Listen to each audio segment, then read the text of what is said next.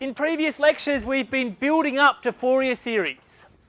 And in particular, when we looked at the heat equation, we saw the need for Fourier series. In this particular lecture, you can think of this presentation as just being an introduction to Fourier series. So my aim is to cover the first three parts of this section. Okay, so this particular presentation is just an introduction to Fourier series, and we'll build on the ideas that we discussed today in later lectures.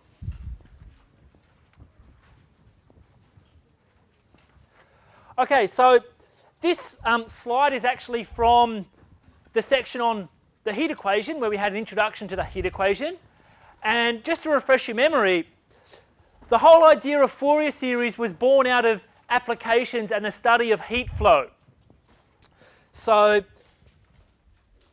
a French mathematician called Fourier wanted to model the flow of heat, and a basic version of Fourier's efforts was this kind of boundary value problem. So you have the heat equation there on the left and some extra conditions. U is a measurement of the temperature at position x and time t. Now, as we've seen, Fourier's analysis gave this general form of solution, provided the initial temperature function f could be written in this form for some constants, b sub 1, b sub 2, b sub 3, etc. So this prompted Fourier to pose the question, when can you express certain functions, say as an infinite sum involving sines and or cosines? So this is what we're going to look at in this section. What we can do then is return to the heat problem or the heat equation and put the final steps in and actually solve the problem completely. Okay, so where are we going? Well, initially we'll want to express some 2 pi periodic function of x as an infinite sum involving cosines and sines. Now you might think, well, why do I use 2 pi periodic? Why not something else? Well, 2 pi periodic functions, in this context, the notation is simpler. We'll look at general periodic functions a little later. Okay? So you can see I've got this general series here involving cosine and sine, and coefficients, the a naught, the a sub n, and the b sub n. Now, in this presentation, all the coefficients are going to be real. Okay, so our aim is to somehow express periodic functions in terms of particular periodic functions, namely sine and cosine. So two things are to be done. First of all, to work out a suitable formula for calculating these coefficients, the a naught, the a n, and the b n, and then to determine the usefulness of our series, i.e., for what values of x, if any, does the series converge, and if it does converge it converge to the original function? Now, in this particular presentation, we'll be sort of, in other lectures, we'll get onto this idea. Okay, now, in first year, think back to Math 1B. What kind of series did you see? Well, Taylor series, Maclaurin series, power series. Just to compare with what you already know, these Fourier series are actually a lot wider than the idea of Taylor series. And the reason is Fourier series and the calculation of the Fourier coefficients involve integration rather than differentiation. Remember when you were talking about, say, Maclaurin series or Taylor series? To compute a Taylor series, you take a function and you differentiate it, and you evaluate it at the point, right? It's going to turn out, for Fourier series, you don't differentiate, you integrate. Now, there are a lot more functions that are integrable than differentiable. So that's one of the Fourier series advantages over other series that you've seen. Okay, you can work with discontinuous periodic functions that arise in all sorts of applications. In addition, Fourier series gives you, the partial sums of a Fourier series give you a close approximation over an entire interval. Okay?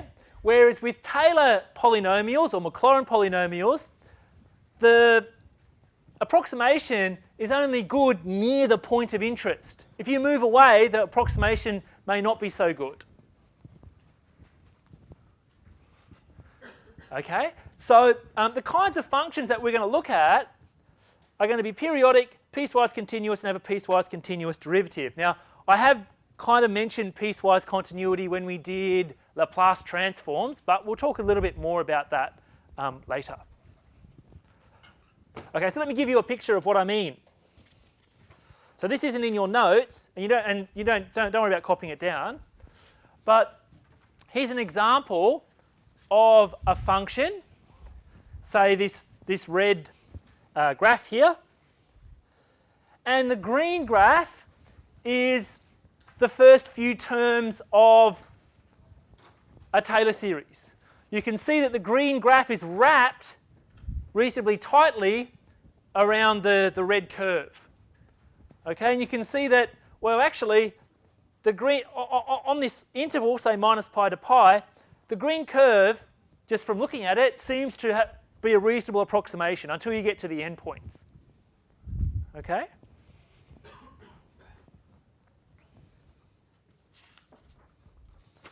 All right, so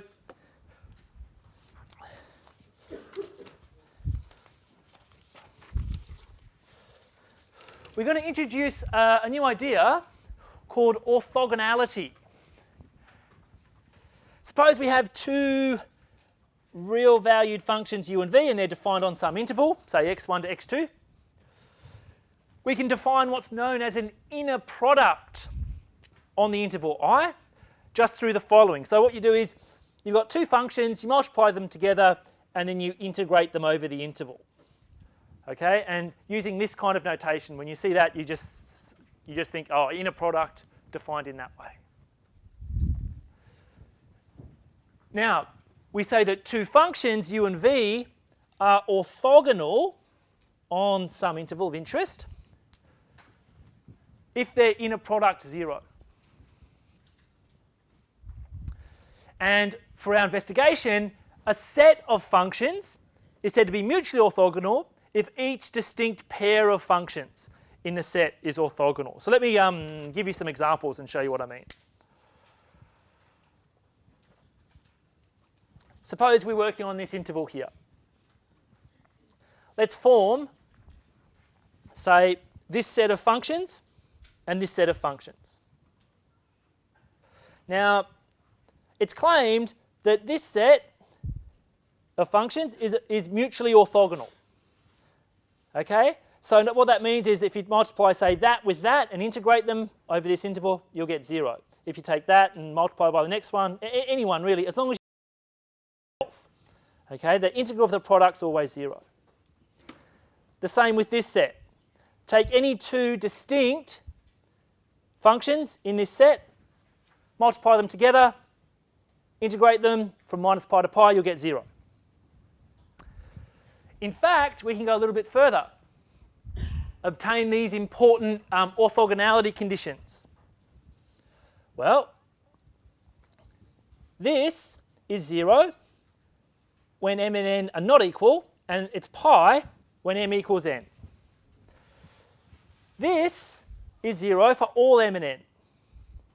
And this is similar to the top, is 0 when m's not equal to m, and when m and n are equal, it's pi. So, for example, let's just look at the third case here. Consider this inner product. Just write this integral.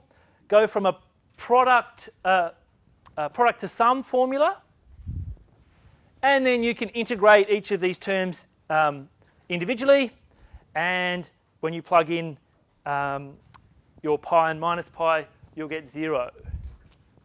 Now, let's say if, okay, so that's the third case. I'll leave the other cases up to you, but let's say if m equals n, then what's this? Well,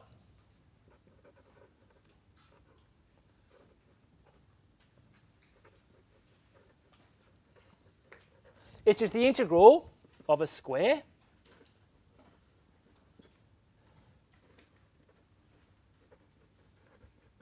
okay? So what you can do just to verify it for this one is just say work with a double angle formula. Okay, so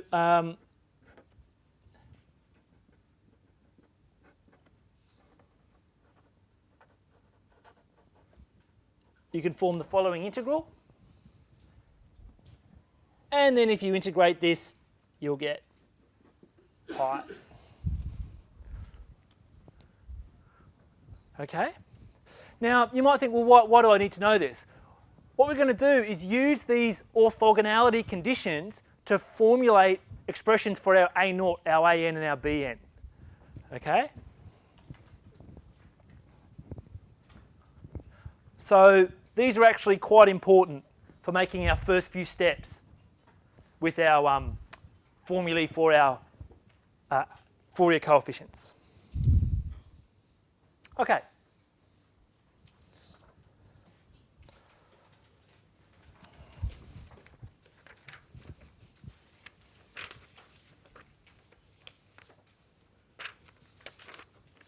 Okay, so let's just suppose for the minute that this series of this type converges, and call it some f of x. Now, what I mean when I say a series converges, I mean, you can, in this case, say for all x, you can plug in any x value and out will come some finite, well-defined value.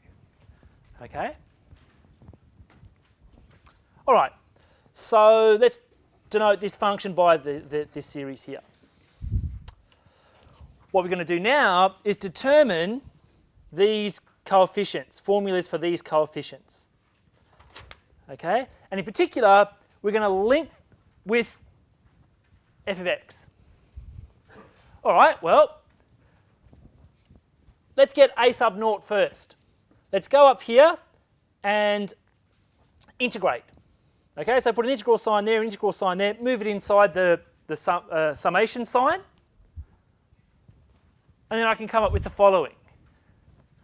Okay, well, this integral's always 0.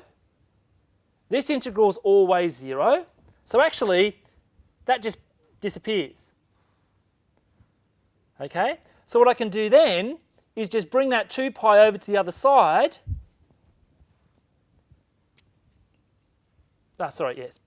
Bring that 2 pi over to the other side up there, and I get a sub naught equals 1 on 2 pi times this integral.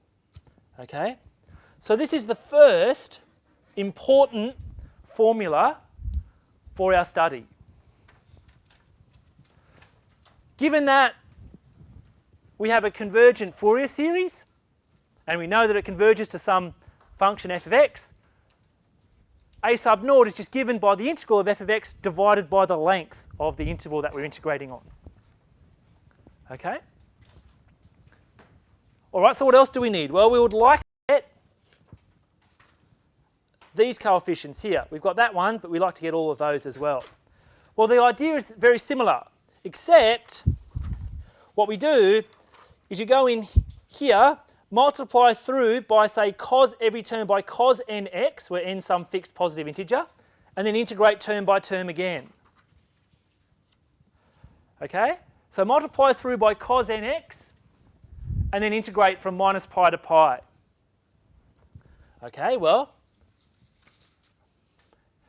this is going to be 0. And if you look, I've sort of gone to the inner product type notation here. What can we see in the second term? Well, this is just here. That's 0 for all m and n, so that is just going to be 0.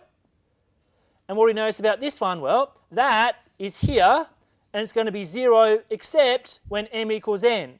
So there's only going to be one term in there that's non-zero. Okay, and that is the case when m equals n. Okay, so out of this whole mess, we just get pi a sub n. So again, a little bit of rearrangement, dividing through by pi, you get this general formula for the a sub n's. Okay, and similarly, you just do the same thing except you multiply first through by sine nx, and you can come up with a formula for the b sub n's. Okay, so these are three very important formulae. Now, a good question will be, will I get them in the exam? Yes. Okay, you would not be expected to derive them. You will be given them. In fact, you'll get a more general formula sheet for these ones, not just on the interval minus pi to pi, but on any sort of interval minus L to L, so any symmetric interval. Okay?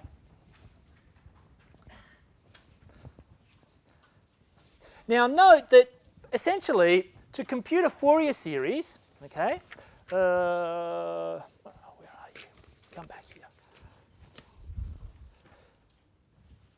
To compute a Fourier series, all you really need to do is to compute the a sub naught, the a sub n's, and the b sub n's. And notice they all rely on integration. Okay, so if I had to boil down computing Fourier series, it's just integration. That's all it is. Okay, so you've got to be on top of your integration. And in fact, we'll see tips for simplifying these integrations when we can. Okay, all right, so here's a sort of basic example to start with. Note that I've inserted this extra little line that you may not have, so make sure you've got that.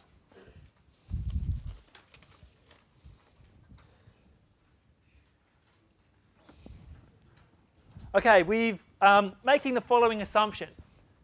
Assume there is a Fourier series that converges to this function. The function is periodic with period 2 pi and defined in this way. So it's sort of defined in a piecewise manner. Now remember, when we say a function's periodic, all we really mean is that the function repeats itself. Okay, so every 2 pi units, this function repeats itself. All right, now to do this problem, I'm actually going to draw a graph of the function, because people, my experience is that people think they understand this, but you ask them to draw a sketch of a function like that, and a lot of people fall over. So that's what I'm going to do first. All right, so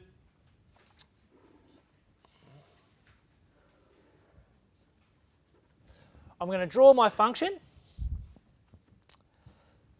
So let's draw it on the interval minus pi to pi first. Okay. So it's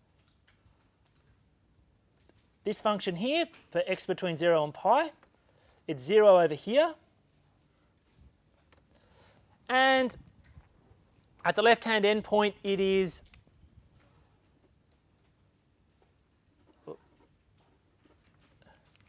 pi on 2. Okay?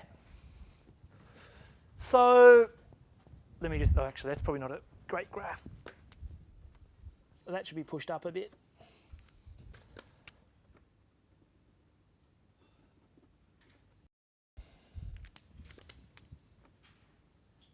Okay. All right, so all you would do is take that graph, copy it, and paste it. Okay, copy it, move it 2 pi units, and paste it.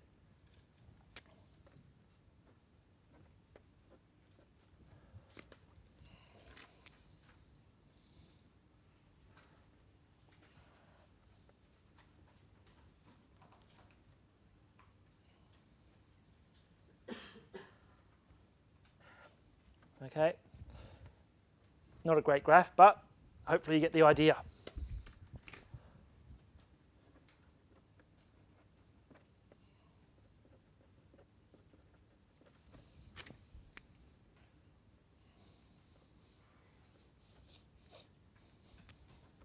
Okay, all right. Calculate the Fourier series of f. Now to do this, we just apply the 3 formulae that we just produced. Okay, so calculate the a sub naught first, calculate the a sub n's, and then calculate the b sub n's. Okay.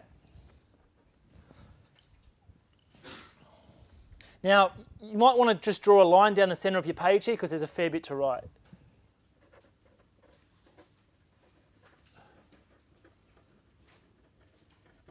Okay, so a sub naught's usually the easiest one.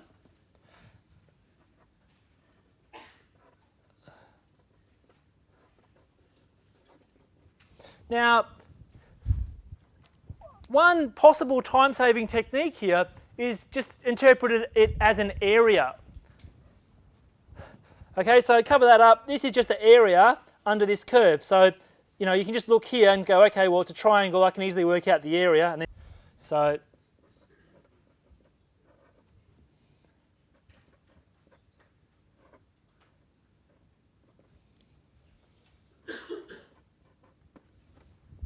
okay, that's quite common for many calculations involving a sub naught. It's just write down the answer.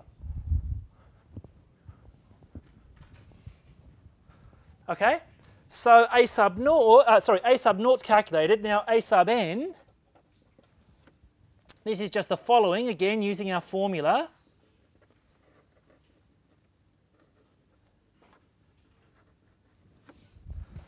It involves taking our function, multiplying through by cosine nx, and then producing, evaluating the integral.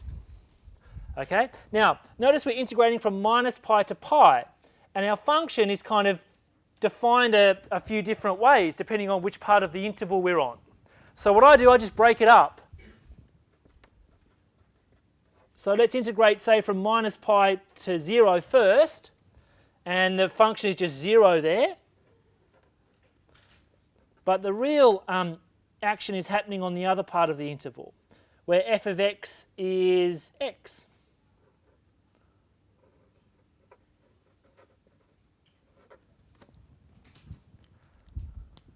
Okay?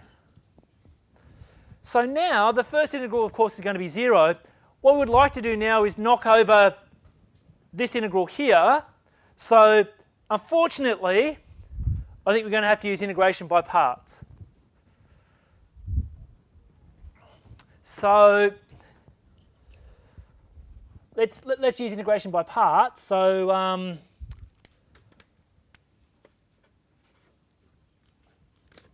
let's choose x to be u and cosine to be v prime. Okay, so if u is x, u prime will just be 1. And to calculate v, I integrate cosine nx.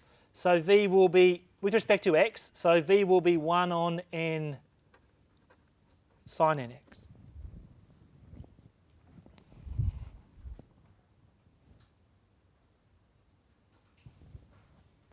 Okay? So now let's apply our integration by parts formula and see if we can knock over this, this integration. All right, so it's u times v minus the integral of the product that we just thought up.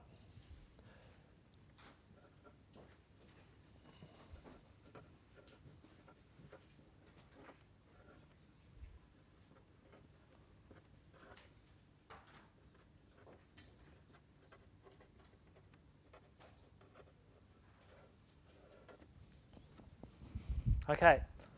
Now, it looks rather messy at the moment, but actually things are going to simplify quite a lot. If you look in the first term, if you plug in x equals pi, you're going to get sine n pi, where n's a positive integer. So what does sine n pi equal?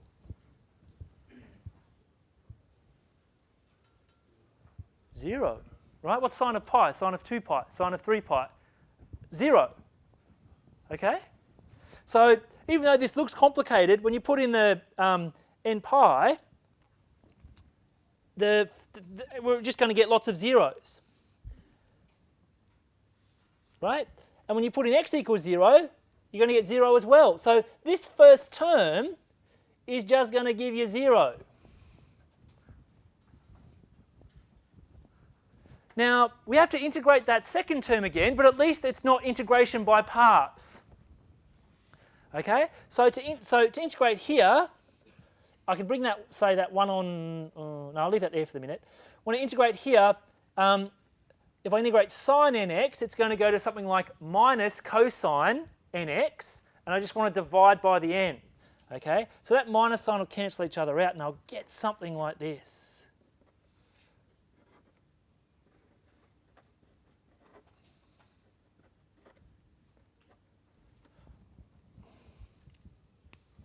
Okay?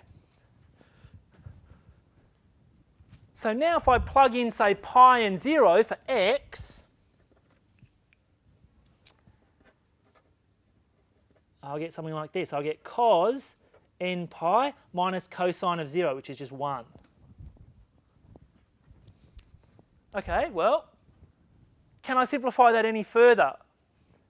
Think about what the cosine of multiples of pi are. Okay, what's cos pi? Cos 2 pi, cos 3 pi, cos 4 pi, right? Well, what's happening there is it's either positive 1 or negative 1. Okay, so if I want to, I can go a little bit further and simplify this in the following way. So this is a nice formula for cosine n pi. It's minus 1 to the n. Okay? Now, I'll come back to that a bit later. So we've got a sub naught, we've got a sub n's. Now, the last thing we want to do is calculate the b sub n's, because that's the third part of our Fourier series and the coefficients that we want to formulate. Okay, so I might come back to that a bit later.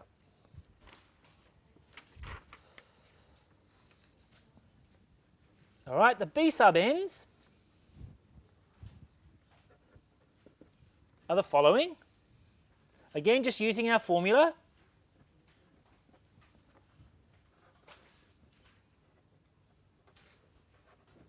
This time we've got sine nx instead of cosine nx in our integral. So again, similar to the previous case, we'll split up our integral, and it boils down to the following.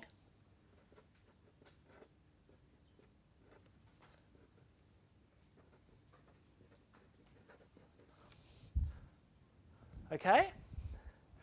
And now, yep, unfortunately, you have to do integration by parts for this one. So again, you would make the same choices as you did for the a sub n's. So this would be your u and this would be your v prime. So u prime would be 1, v would be the integral of this part, which is minus 1 on n cosine nx.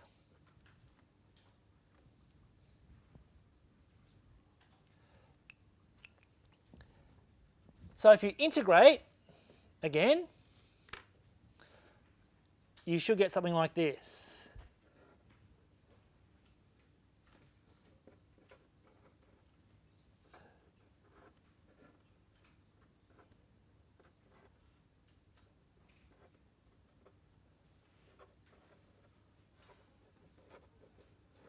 Okay?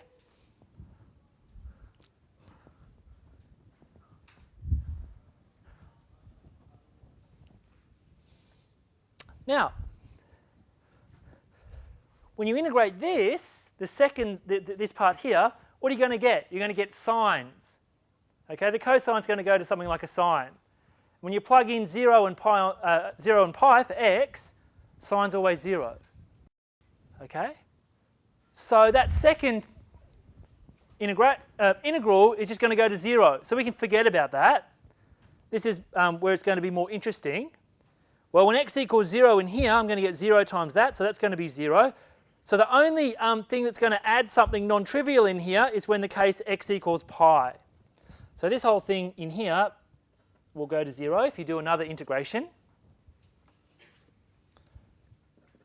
And you should get the following.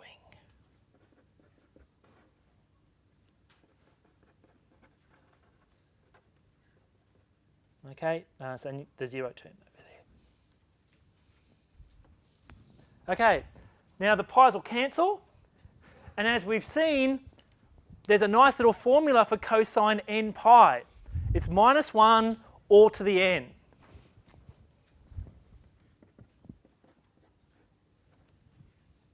Okay?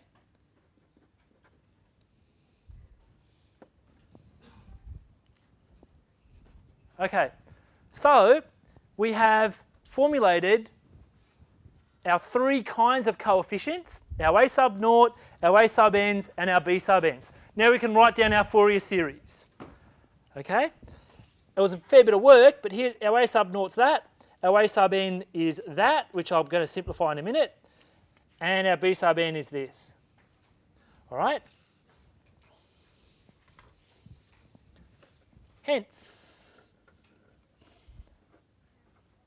our Fourier series is, and the kind of notation I use for Fourier series is big S f of x. Okay, this is just to make it not necessarily equal to f of x, because you don't know always whether they're equal or not. Okay, so by this big S of x, I mean the Fourier series of f of x. Okay, so here's our general form.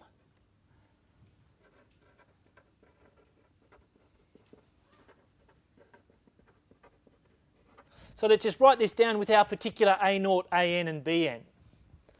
So our a sub naught was pi on 4. Our a sub n was something like this.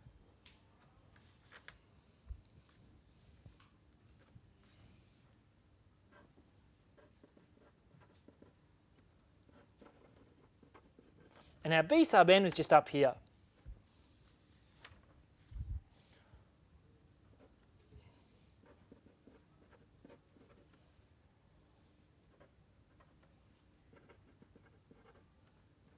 Sine nx.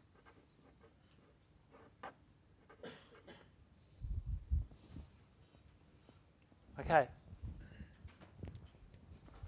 So you can see how integration plays a huge role in calculating these coefficients, right? And as we go on a little bit in this section, we'll learn how to simplify things and simplify integrals.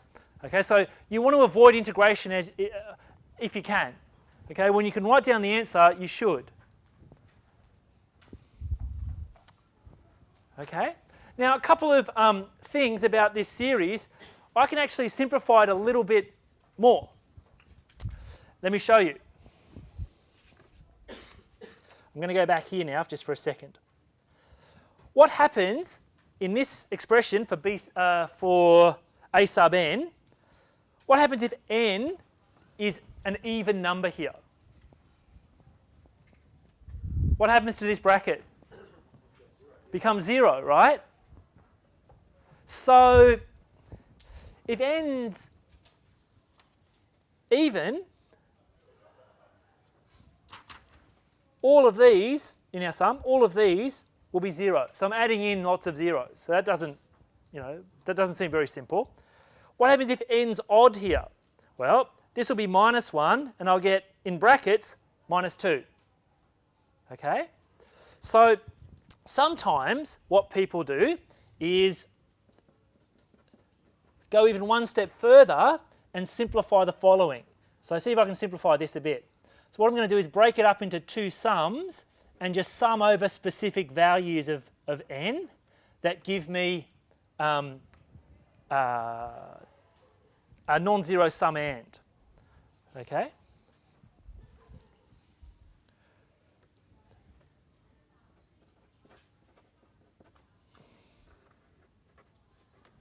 Okay, so notice I'm just, but by this I mean n in this summation sign is just odd. And I can have this summation over here.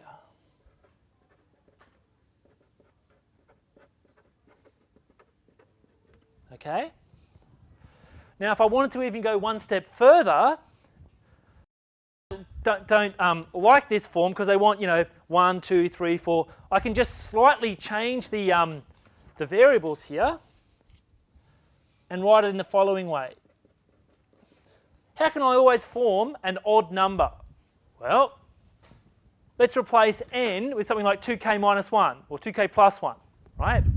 So you can actually write this in a slightly more standard form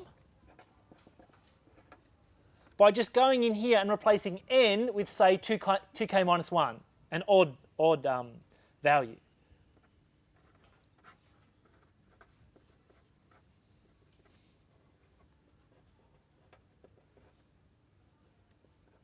Okay? Now over here I'm not going to do anything. I'm just going to keep that the same, but I will just go with the same k's just for, so you have k's and k's.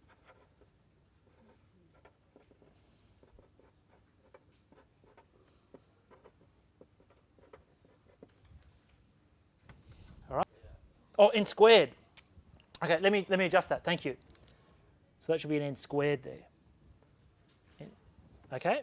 So all I've done is replaced n with 2k minus 1, because 2k minus 1 must always be odd if k is, say, a positive integer.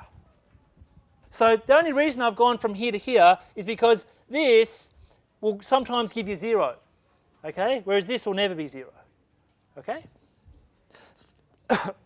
So that is a way that we would expect you to simplify and express, a suitable Fourier series in terms of. Questions?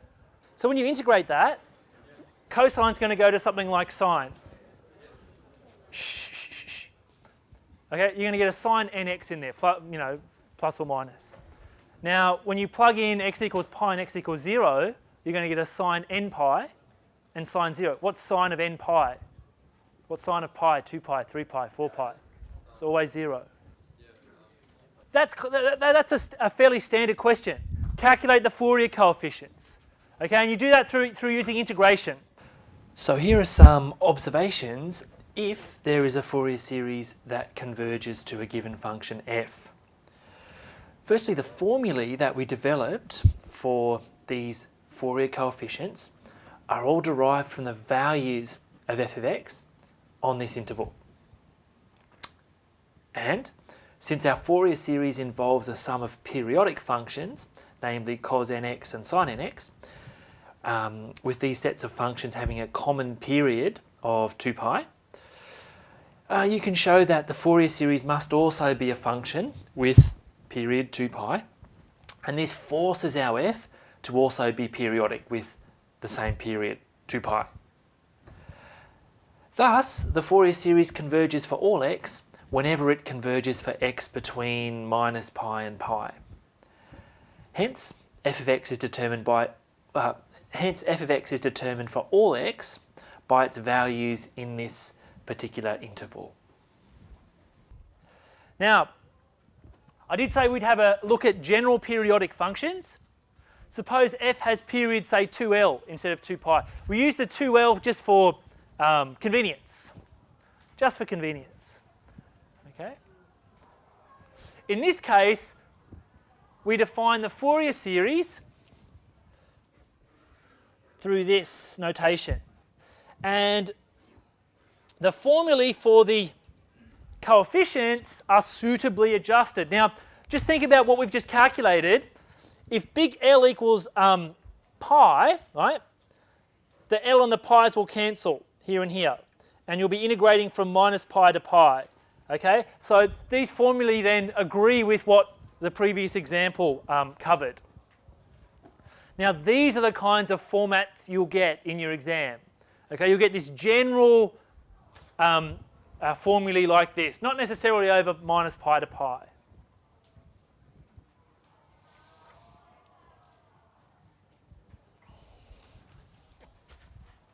We'll do this one on Friday.